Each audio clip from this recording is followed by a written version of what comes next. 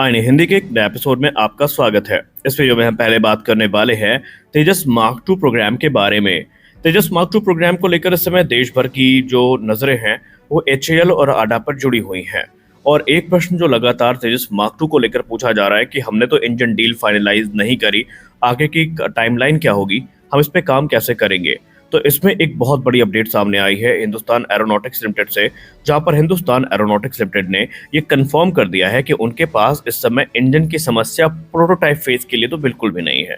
HAL ने ये कहा कि उनके पास इस समय तकरीबन 10 की संख्या में या उससे भी ज्यादा जो F414 इंजन है ये रिजर्व रखे हुए हैं, और ये जो इनिशियल प्रोटोटाइप है उनकी टेस्टिंग के लिए सफिशिएंट है। और इसीलिए उन्होंने ये कहा कि जो फुल स्केल लोकल प्रोडक्शन है जब तक वो शुरू नहीं हो जाता तब तक तेजस मार्क टू के टेस्टिंग और उनके आगे के डेवलपमेंट के लिए इन्हीं इंजन्स का इस्तेमाल किया जाएगा। अब मीडिया सोर्स की बात माने तो इंडिया टुडे की रिपोर्ट में ये कहा गया कि ये जो हाई थ्रस्ट इंजन है ये 98 किलोन्यूटन का थ्रस्ट जनरेट करने में सक्षम है, और ये तकरीबन तेजस मार्क टू के 4 से 5 प्रोटोटाइप में यूज किए जा सकते हैं। हालांकि आपको याद दिला दें कि हो सकता है इन 10 इंजन में से कुछ इंजन जो है वो एमका प्रोटोटाइप के लिए रिजर्व रखे जाए, क्योंकि एमका का रोल आउट भी हमें 2028 में देखना है और एक प्रोटोटाइप में 2 इंजन लगेंगे। तो ऐसे में अगर देखा जाए तो 4 इंजन तो तेजस मार्क टू के लिए मार्क के लिए रिजर्व है, और बाकी के जो 6 इंजन हैं ये एमका के 3 प्रोटोटाइप के लिए सफिशिएंट माने जाते हैं। और अगर यही प्रपोर्शन रहा तो फिर हमारे दोनों प्रोग्राम जब तक इंजन हमें मिल नहीं जाते तब तक अविलंब रूप से आगे बढ़ते रहेंगे। F414 इंजन भारत के इंडिजिनस प्रोग्राम के लिए बहुत ज़्यादा ज़रूरी हो चुके हैं, क्योंकि इनकी जो इन्हेंस परफॉर्मेंस प्रोफाइल है और जो इसके अलावा सुपर क्रूज कैपेबिलिटी है प्रदान करने की क्षमता है, ये हमारे लिए एक आदर्श ऑप्शन बनती जा रही है। हालांकि जो AMCA mark two Tejas mark two है इसके लिए एक इंडिजिनस इंजन को भी एक्सप्लोर तो किया जा रहा है। हालांकि कई बार आकर के सामने से ये चीज़ डिनाई कर दी गई है कि हम दूसरे इंजन की तरफ नहीं देख रहे हैं, लेकिन हाल ही में जितेंद्र जाधव सर ने कुछ ऐसी बात कह दी है जिसके बाद हम ये मान के चल रहे हैं कि अगर एमका मार्क 1 में वो देखने को मिल सकती है तो तेजस मार्क 2 उससे अछूता बिल्कुल भी नहीं होने वाला है। तेजस मार्क 2 अपने प्रीडिसेसर की तुलना में काफ़ी एडवांस होगा। इसमें पेलोड कैपेसिटी हाई है, सुपीरियर एवियोनिक्स है, हाई वेपनरी है, और ये हमें जो 2027 में पहली उड़ान है उसको भरते दिखाई पड़ सकता है, क्योंकि 2026 की शुरुआत में रोल आउट या फिर 2026 के मध्य तक रोल आउट और 2026 के अंत तक या 2027 की शुरुआत में पहली उड़ान को एक्सपेक्ट किया जा रहा है। हालांकि इस समय लोग इसकी टाइमलाइन को लेकर बिल्कुल भी खुश नहीं हैं, और एचएएल के ऊपर लेट लतीफ़ी का जो आरोप है वो लगातार लगता जा रहा है, लेकिन फिर भी उम्मीद है कि आज नहीं तो कल ये जो हमें इंडिजिनस फाइटर है ये देखने को मिलेगा।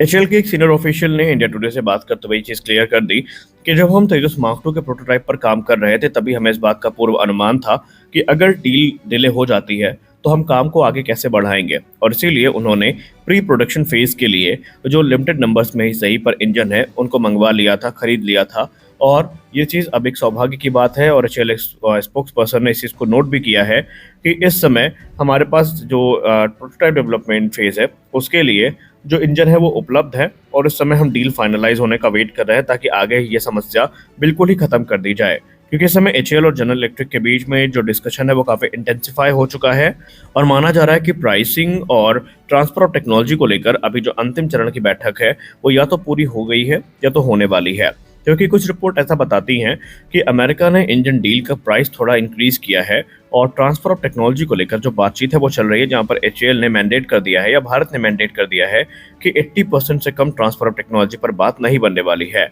और जो मीडिया सोर्सेज है उन्होंने तो ये भी रिवील कर दिया है कि या तो इस महीने के मध्य तक या इसी महीने के अंत तक जो अंतिम चरण की बातचीत है वो अमेरिका में आयोजित करी जाएगी, जहां पर इस डील को जो मुहर है वो लगवाने का काम किया जाएगा। क्योंकि इस समय जो कह सकते हैं भारत का उद्देश्य है वो कंपोनेंट्स और जो ट्रांसफर ऑफ टेक्नोलॉजी है उसको ज़्यादा से ज़्यादा भारत में लाने का है, और इसी चीज़ को लेकर डिस्कशन जो लगातार है वो चल रहा है। इसके पहले भी तकरीबन 6 चरण की बातचीत हो चुकी है, और उसमें कुछ मुद्दे ऐसे होते थे जिसमें आम सहमति नहीं बन पाती थी। इसमें क्रिटिकल सबसिस्टम हो गए, मैन्युफैक्चरिंग प्रोसेस हो गया, इंटेलेक्चुअल प्रॉपर्टी राइट्स हो गए, और भी कई चीज़ें हैं जिनको लेकर बातचीत करी जाएगी। हालांकि आपको बता दें कि जहां बात रही इंटेलेक्चुअल प्रॉपर्टी राइट्स की तो बहुत कम चांसेस हैं कि जनरल इलेक्ट्रिक आईपीआर भारत को देगा, लेकिन यहाँ पर भारत ये कोशिश कर रहा है कि जो लोकलाइज प्रोडक्शन है भारत में इनका हो सके, क्योंकि आने वाले भविष्य में अगर क्रिटिकल सप्लाई चेन इसकी बाधित होती है तो भारत पे इस पर प्रभाव न पड़े। और भारत ये भी चाहता है कि जो बहुत क्रिटिकल कंपोनेंट्स हैं जो इसके लिए बहुत ही ज़्यादा ज़रूरी हैं, उनका निर्माण भी भारत में किया जा सके। अब इस डील की बात करें तो इस डील की अनुमानित लागत तकरीबन $1 बिलियन की है, जो कि 2023 के उस मेमोरेंडम ऑफ अंडरस्टैंडिंग का हिस्सा है जो दोनों देशों के बीच में साइन करी गई थी। और उस समय इसे आत्मनिर्भर भारत और सेल्फ रिलायंस के लिए एक काफ़ी बड़ा बूस्ट माना गया था। और इस एग्रीमेंट के अंतर्गत एचएएल को एक डेडिकेटेड फैसिलिटी बैंगलोर में स्टैब्लिश करनी थी, जहां पर वो तकरीबन 1000 के आसपास जो इंजन है उन्हें अगले 40 वर्षों तक प्रोड्यूस कर सके। हालांकि एग्जैक्ट नंबर ये क्लेम करते हैं कि 1000 से 1200 इंजन हो सकते हैं अगले 40 वर्षों में, और उनको एचएएल की तरफ से प्रोड्यूस किया जाएगा। और ये न सिर्फ तेजस मार्क 2 के 180 के इनिशियल बैचेस को पावर करने का काम करेंगे, बल्कि एमका के लिए भी ये इंजन काफ़ी महत्वपूर्ण है। हालांकि आपको बता दें कि अभी टीओटी को लेकर स्पेसिफिक डिटेल नहीं साझा करी गई है। माना जा रहा है कि चीज़ें क्लासिफाइड है, लेकिन ऐसा ये भी कहा जा रहा है कि बहुत सारी एडवांस टेक्नोलॉजी है जिसको लेकर भारत ने अमेरिका को लगभग अपने पाले पे ला दिया है, और अमेरिका उनके लिए